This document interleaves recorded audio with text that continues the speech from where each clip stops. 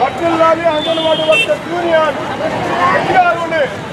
వర్ధిల్లాలి anganwadi workers union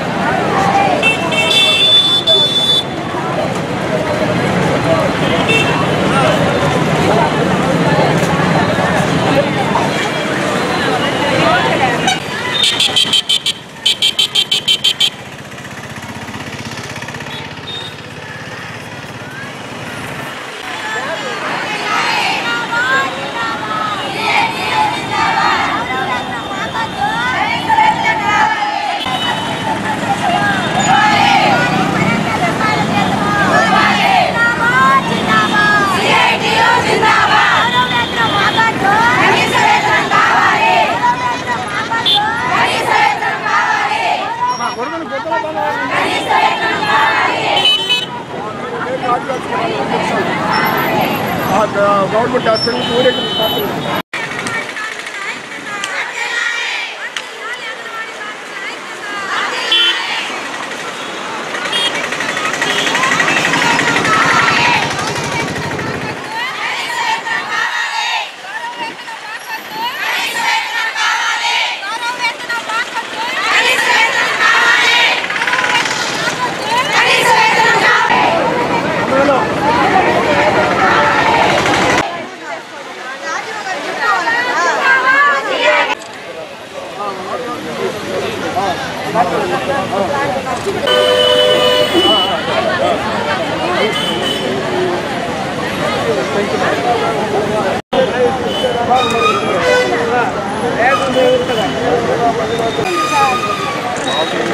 అంత నిజమే ఇరవై 4 గంటలు పనిచేసే వాళ్ళకి సోదరి మల్లారా ఈరోజు మనము మన అంగన్వాడీది ఈరోజు గర్భవతులైతేనేమి బాలింతలైతేనేమి చిన్నపిల్లలైతేనేమి వాళ్ళ మరణాలు తగ్గించి పౌష్టికాహారం బాగా అందే విధంగా చేయడానికి మన కృషి గవర్నమెంట్ ఎంత ఇస్తుందో దానికే మనం ఆ కృషి మనం చేస్తా ఉన్నాము. ఏదో 500 రూపాయలు ఉన్న జీతాన్ని 2200 రూపాయలు తీసుకుంటూ ఉన్నాము. చట్టం చేసినటువంటి కనీస వేతనం మనకి ఇంప్లిమెంట్ చేయాలని main demand. Central government scheme కాబట్టి అట్లాగే మనకు ఇస్తున్నాము. అది పోలీసుల యొక్క నిర్ణయంతో ఆధార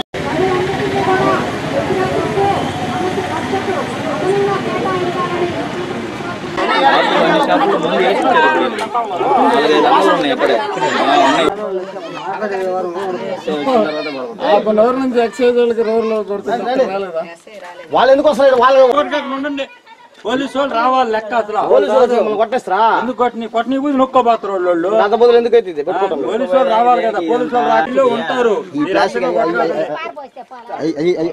ఎందుకు పోలీసు వాళ్ళ ముందర కొట్టండి, పోలీసు వాళ్ళ ముందర ఇక్కడ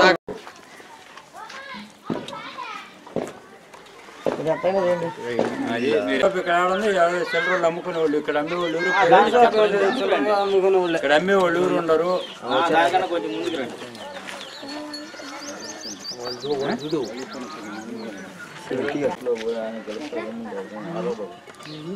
ఇక్కడ ఎవరింట్లో అమ్మేదో చెప్తారు కదా, తాగే వాళ్ళే చెప్తారు. చేసి వాళ్ళ ముందే పగల కొట్టి నిప్పేద్దాం అందుకోసం.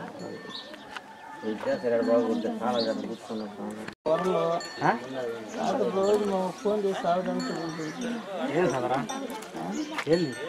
వరలో ఖర్చులాగా ఫోన్ చేసి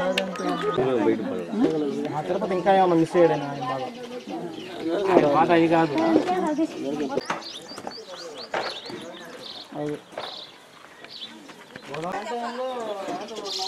ఒకటెక్కడ కాదు 2-3 దిక్కులు అమ్ముతాను పాలెంలో. ఇప్పుడే చెప్పుకోండి.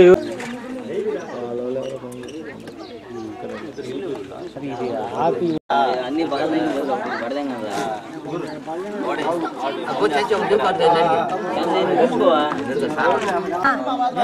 వారం కాదు 4 రోజులకోసారి 4 రోజులకోసారి వండుకొని కూడా తినేటివి అసలు. ఇదే పని అది రోడ్లకి అమ్ముకునేది, అది అమ్ముకునే కూడా ఉండేటివి అసలు. ఎంత మొగుడు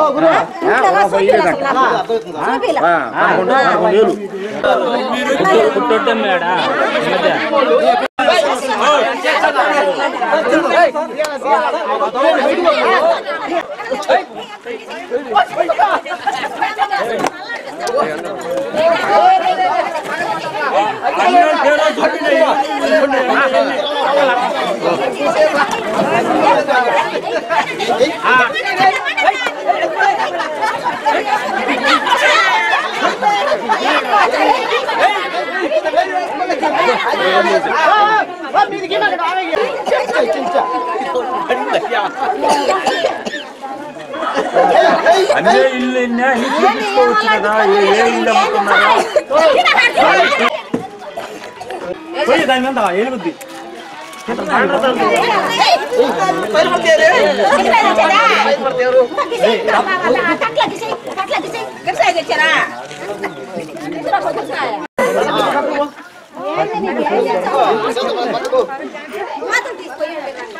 పెద్ద ఆయన వచ్చిందా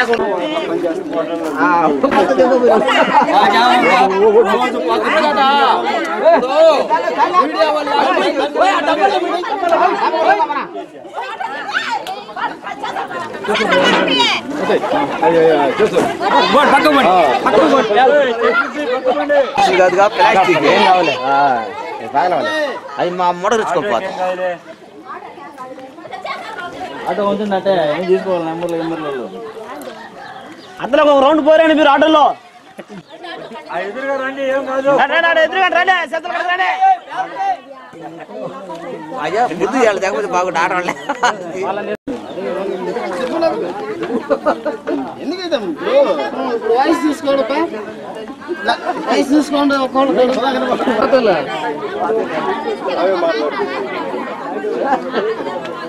ప్యాకెట్ కూడా ఉంది.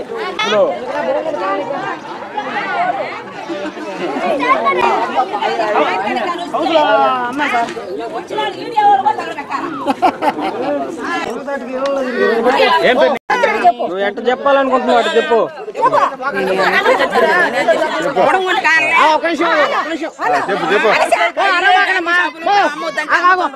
నువ్వు చెప్పేది వినపట్ల వాళ్ళందరూ మాట్లాడు. రకం చేసేది మమ్మల్ని ఇంటికి వచ్చి రైతు నిద్రబంటిలో వండుకున్న కూడి తిన్నట్టు లేదు, ఏమీ లేదు. మొత్తం కాజేస్తా ఉండ్రు అసలు. పని పట్ట కాకుండా ఉండాలి. రోజు ఏం జరుగుతుంది? రోజు ఇక్కడ చీట్లాడు జరుగుతుంది, ఇక్కడ ముందు వస్తుంది, రోజు వస్తుంది. ముందు అమ్మకూడదని చెప్తాను కదా. అమ్మకూడదు అంటుంటే వస్తానే ఉంటాయి. దీనివల్ల ఏం జరగాలి చెప్పండి. దీనివల్ల ఏం జరగదు. కొనుక్కోను గుట్టుకోను తలసలు పోసుకోను ఒకరికొకరు ఒక ఇంటికి పోయి 4 ఏళ్ళకి అవుతుంది. మీ ఇంట్లో డబ్బులన్నీ మీ ఇంట్లో వాళ్ళకి ఏమి ఇట్లా మీకు ఏమి ఇస్తుండ్రా? తాగేది వస్తుండ్రు. దానివల్ల ఏ కుటుంబాలు జరగట్లా? దానివల్ల ఏమవుతుందా? ఏం ఆదాయం లేదు మాకు. చచ్చిపోతాడు, ఏం ఆదాయం లేదు మాకు అసలు. ఇబ్బందిగా ఉంది, ఇబ్బందిగా ఉంది. తాగిన వాళ్ళ ఇబ్బంది. పట్టు పెరుగుతుంది, అన్నం జరిగేకొనడు. రూపాయి ఇప్పుడు మురి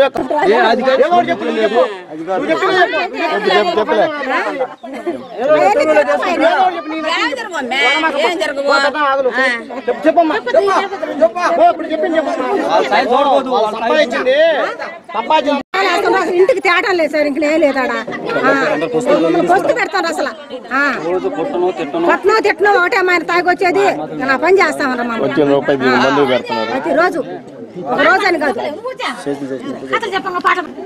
వచ్చినంత ముందు కదా ఊర్లో డబ్బులు కూడా అయిపోతున్నాయి. నువ్వు తాగు తాగేస్తారు మొత్తం. గవర్నమెంట్ పల్లెల్లో అమ్మకూడదని చెప్తాం, మళ్ళీ అమ్మతానే అమ్ముతానే ఎంత దూరం అయితే సరే కొంచెం దగ్గర వచ్చేస్తుంటే తాగుతా ఉంది. ఇది మరి గవర్నమెంట్ ఎందుకు పట్టించుకోవట్లేదు? మరి ఎందుకు పట్టించుకోవట్లేదు? మేమేం చేసాం, మీరు చేయాలి పని. ఎన్నిసార్లు చెప్పి ఇప్పుడు 4 సార్లు చెప్పావు, చాలా మంది చెప్పావు. అధికారులు చెప్పి పట్టించుకోవట్లే, ఏ అధికారులు చెప్పి పట్టించుకోవట్లేదు. చెప్పండి. సుమారుగా 2 సంవత్సరాల నుంచి ఇదే విధంగా సాగుతూ ఉంది. గత 6 నెలలుగా నేను చెప్తానే ఉన్నా, ఎక్సైజ్ వాళ్ళు చెప్తా ఉన్నాను, కలెక్టర్ ఆఫీస్కి వెళ్ళాను. ఇక్కడ అమ్ముకాకండి, ఇక్కడ అందరూ కూలీ నాలు చేసుకుని బతికేవాళ్ళు, ఇక్కడ ప్రతి ఒక్కరూ తాగేసి ఇంట్లో సంసారం సరిగా చేయక అందరిని ఇబ్బంది పెడతా ఉన్నారు, పిల్లల్ని తల్లుల్ని అందరిని ఇబ్బంది పెడతా ఉన్నారు అని చెప్పి ఎన్నిసార్లు ఎక్సైజ్ వాళ్ళు చెప్పాను. కలెక్టర్ ఆఫీస్ నుంచి కూడా ఎక్సైజ్ వాళ్ళకి లెటర్ పంపించాను, అయినా కూడా స్పందించట్లేదు. ఈ విధంగా అమ్మకాకండి అమ్మే వాళ్ళకి చెప్పాను, షాపులో వాళ్ళకి చెప్పాను, ఇదే విధంగా అమ్మతా కంటిన్యూషన్ చేస్తూనే ఉన్నారు. ఎన్నిసార్లు అధికారులు చెప్పినా కూడా స్పందించట్లేదు. దీంతో ఇప్పుడు ఇక్కడ నుంచి ఫోన్ చేసినా కూడా ఎక్సైజ్ వాళ్ళు కానీ ఎవరూ రాలేదు. అదే ఆడవాళ్ళు అందరూ కలిసి మందు అంతా తీసి తగలబెట్టారు. ఇక్కడే రెండోసారి ఇక్కడ అమ్మకుండా చూడాలని కోరుకుంటున్నాం. ఒక రోజు నీళ్ళు మాకు కరెంట్ లేవు, స్తంభాలు లేవు. మేము వచ్చినాక మాకు ఎవరు పట్టించుకోవాలి, ఎవరు లేవు మమ్మల్ని.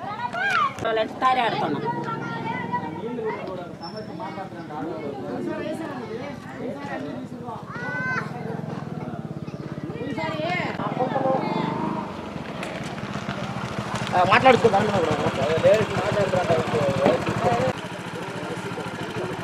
కరెంట్ లేదు, స్తంభాలు లేవు, మాకు లేదు, మాకు కరెంట్ లేదు. చాలా ఇబ్బంది పడుతున్నాం ఫ్యామిలీ మొత్తం. మాకు ఎట్టా చేయండి మీరు. నీళ్ళు మస్తు మాకు నీళ్ళు చచ్చిపోతుంది. నీళ్ళు మురికి నీళ్ళు ఒక రోజు నీళ్ళు బయట ఒంటి గంట కదులుతాడు మురికి నీళ్ళు.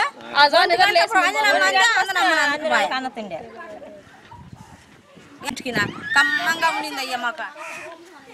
అదే మనకు నిలవాల నీళ్ళు, మా కరెంటు చాలా ఇబ్బంది. తన్నుకుంటుండే ఆ నీళ్ళ కాడ నీళ్ళు దొరక్క మంచి జావనేస్తాడు, నిద్ర ఉండదు, ఏముండదు. నీళ్ళ కాడ కరెంటు నీళ్లు, మాకు స్తంభాలు లేవు,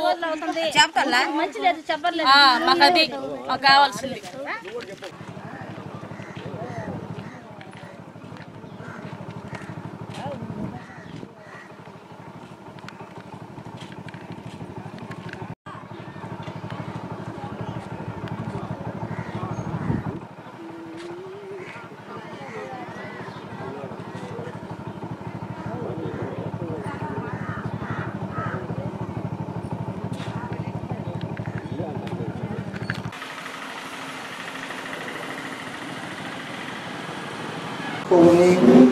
ఆరోగ్య సమస్యలు లేనిటువంటి టవర్ నిర్మాణానికి ప్రజలు ఎవరు వ్యతిరేకులు కాదు.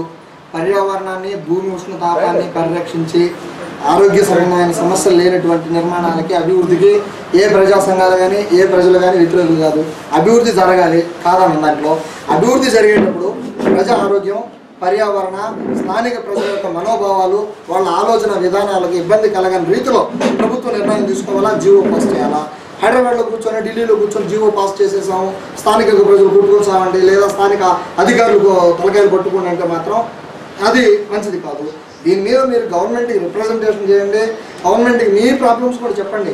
అధికారులుగా మీరు కూడా కొన్ని సమస్యలు స్థానికంగా ఉన్నాయి, ఆ సమస్యల పైన కూడా మీరు కూడా చెప్పండి. మీరు ఈ విధంగా కళ్ళు మూసుకొని ఇచ్చేటువంటి జీవోస్ వలన, ఆర్డర్స్ వలన స్థానికంగా మేము సఫర్ అవుతున్నాం. మానసికంగా కానీ, ఉద్యోగపరంగా కానీ అనేక రకాల సమస్యలు స్థానిక ప్రజల నుంచి మనం ఎదుర్కోవాలి. ఎందుకంటే ఈ సీట్లో కూర్చున్నది లోకల్గా, మీరు లోకల్గా కమిషనర్ ఆఫ్ హైదరాబాద్ వాళ్ళు కూర్చోరు కదా.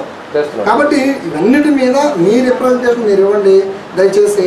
మా స్థానిక సమస్యల మీద స్థానిక ప్రజా సంఘాలుగా, ప్రజలుగా మేము ఇచ్చేటువంటి రిప్రజెంటేషన్ ఇస్తున్నాం. వాస్తవానికి అటువంటి ప్రాంతాల్లో ముఖ్యంగా అక్కడ డైలీ వేజ్ వర్కర్స్ చిన్న జబ్బు చేసింది అనుకోండి, కనీసం గవర్నమెంట్ హాస్పిటల్ రావడానికి ఆటో ఛార్జెస్ కూడా పే చేయలేనటువంటి పరిస్థితి. అటువంటి పరిస్థితుల్లో ఆ ప్రాంతానికి మీరు ఏ విధంగా మంజూరు చేయగలుగుతారు? కాబట్టి ఇంకా ఆ ల్యాండ్కి సంబంధించిన సమస్యలు కూడా ఉన్నాయి. వాటి మీద కూడా మీరు సమగ్రమైనటువంటి విచారణ జరిపించండి, న్యాయ విచారణ చేయండి. సమగ్రమైనటువంటి నిర్మాణాలు తీసుకోండి తప్ప నిర్మాణాత్మక చర్యలు తీసుకోండి. వాటిపైన ప్రజా అనుకూలమైనటువంటి నిర్మాణాలు తీసుకోండి. మేము ప్రజలకు సహకరిస్తాం. మేమే వ్యతిరేకులం కాదు, విధానాలకు కానీ ప్రభుత్వ పద్ధతులకు కానీ మేము వ్యతిరేకులం కాదు. మేము అందరం ఎంతో గొప్ప రూపాయి ₹10 ట్యాక్సులు కడుతున్నాం, ప్రభుత్వానికి అనుకూలిస్తున్నాం, సహకరిస్తున్నాం. ఆ సందర్భంలో మా ఆరోగ్యం, స్థానిక మనోభావాలు ఇబ్బందులు కలిగితే మేము ఒప్పుకోం. దాన్ని మేము మీ స్థానికంగా వచ్చినటువంటి రిప్రజెంటేషన్ని పంపించండి, అది కానీ న్యాయ విచారణ జరిపించండి. మీరు రెవెన్యూకి రాయండి. రిజిస్ట్రేషన్ ల్యాండా కాదా? అది నేను అనేది ఒకటే మాట చెప్తున్నాను. ఆ ల్యాండ్ మీకు సర్వే నెంబర్ ఇచ్చారు, ఆ సర్వే నెంబర్ మీద రెవెన్యూ విచారణ పెట్టండి.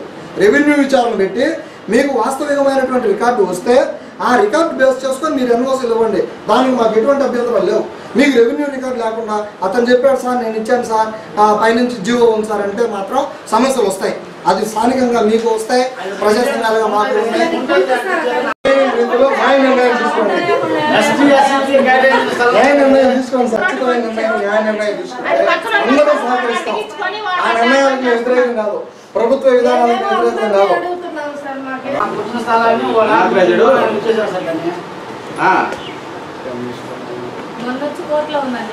మీకు ఇచ్చినటువంటి దీని మీద రెవెన్యూకు ఆ సర్వే నెంబర్ మీద న్యాయ విచారణ చేయండి. ఒకటి మీకుండే నాగలుగుతారనేది బహిరంగంగా చెప్పండి. ఎందుకంటే ఇది మా ప్రాంతమే కాదు, ఆచార్యమిట్ట నుంచి వచ్చింది, కసాయి వీధి నుంచి వచ్చింది, జెండా చెట్టు నుంచి వచ్చింది. ఇన్ని సమస్యలు వస్తున్నప్పుడు మీరు స్థానికంగా ప్రజల్ని అవేర్నెస్ తీసుకుని వాళ్ళ మీద అవగాహన కల్పించాలి.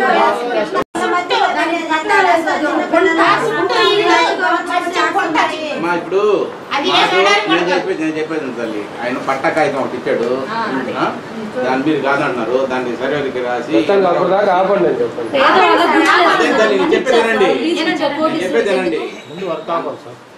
చెప్పేదేనండి చెప్తానా, ఆయనకి రాసి అది కానీ బోగస్ పట్ట అంటే ఆడ అది రిమూవ్ చేస్తాం. Thank you. మీరు చేయాల్సింది రెవెన్యూ రికార్డ్ వెరిఫికేషన్ చేపిస్తాను. అదే చేయండి.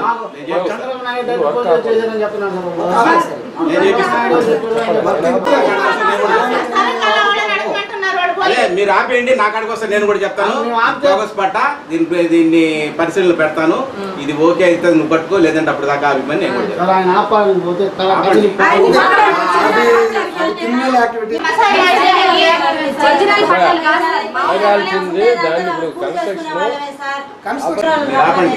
ఇప్పుడే చెప్పాను నేను ఆపండి అని చెప్పి, ఇప్పుడే చెప్పాను 15 నిమిషాల క్రితం చెప్పాను. మీరు మళ్ళీ ఇచ్చినా మీరు గొడవ చేసి అన్ని దగ్గర అట్టాక అక్కడ ఆపేసింది, నేను వచ్చే నేను కూడా చెప్తాను.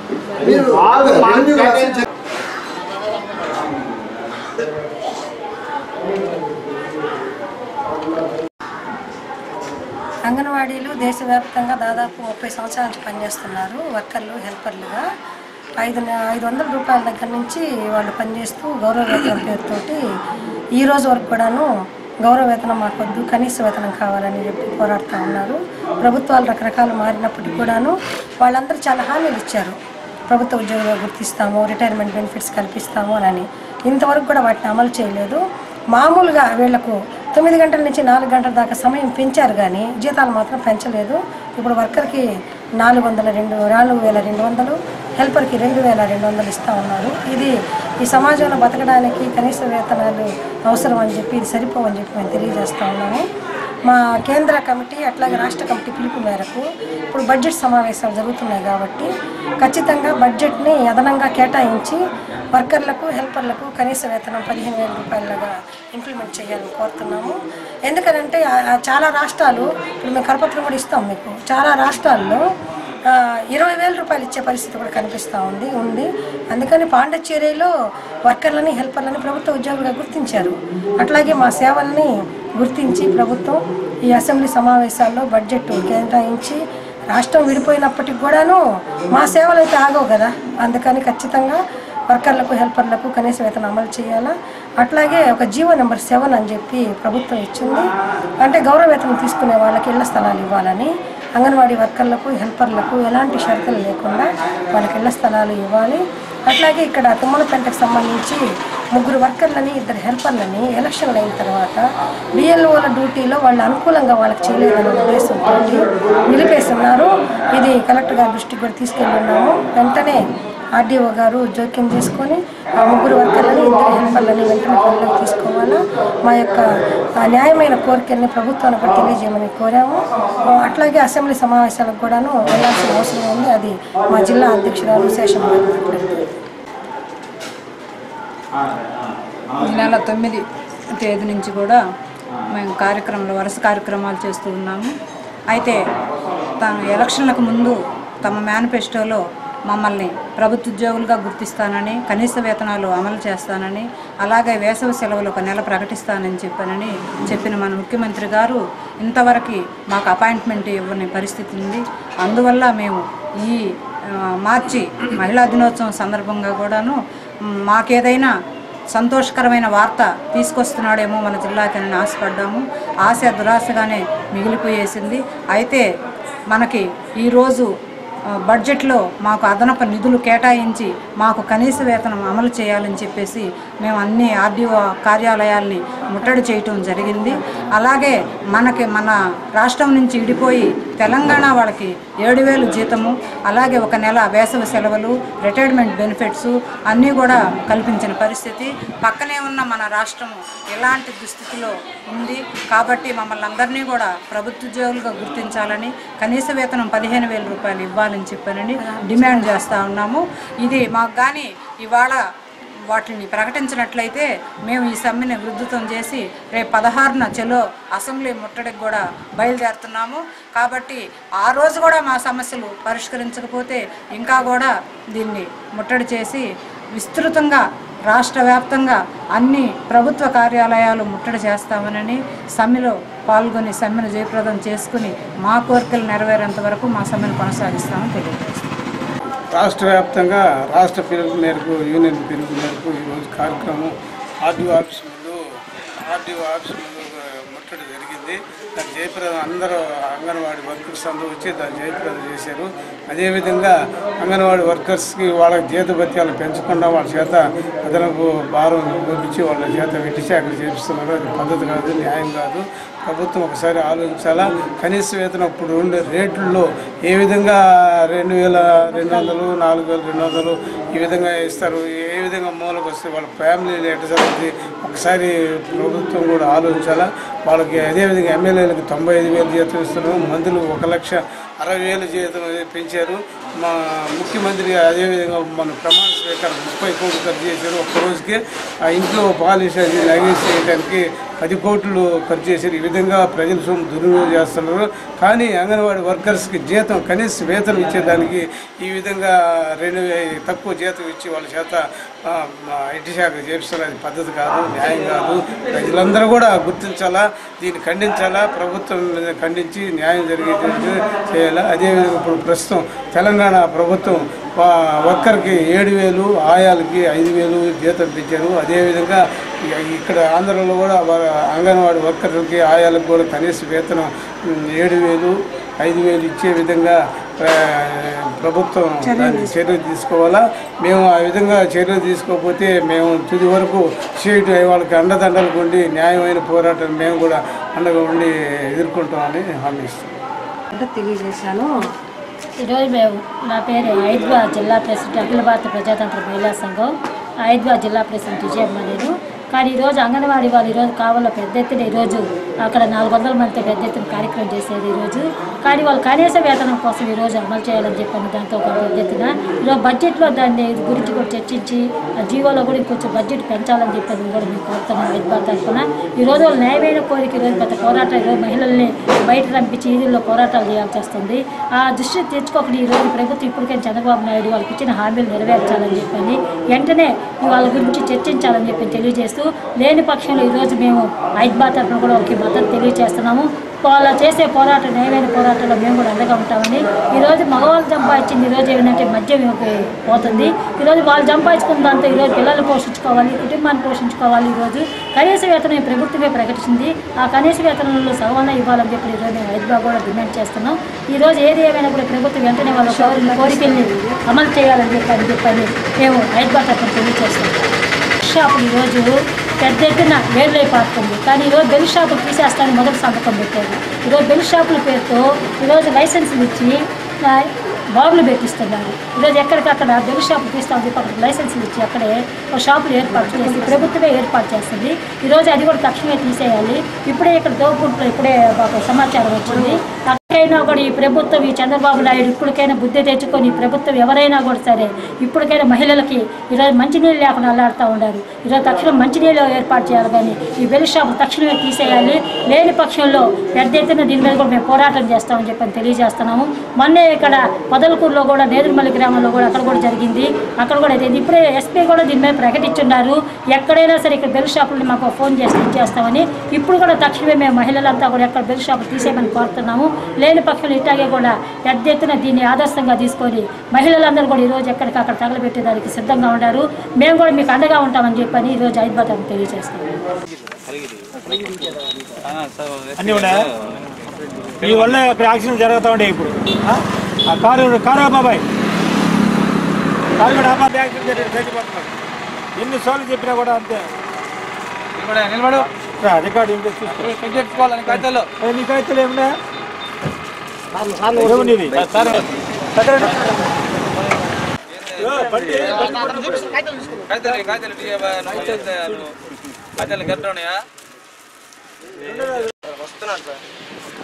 సార్ ఈ కారు డ్రైవింగ్ లైసెన్స్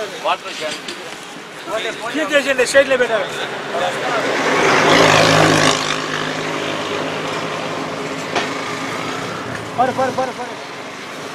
చూడాలండి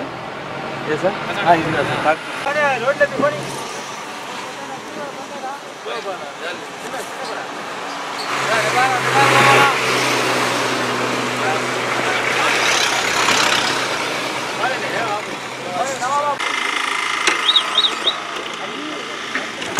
వాళ్ళ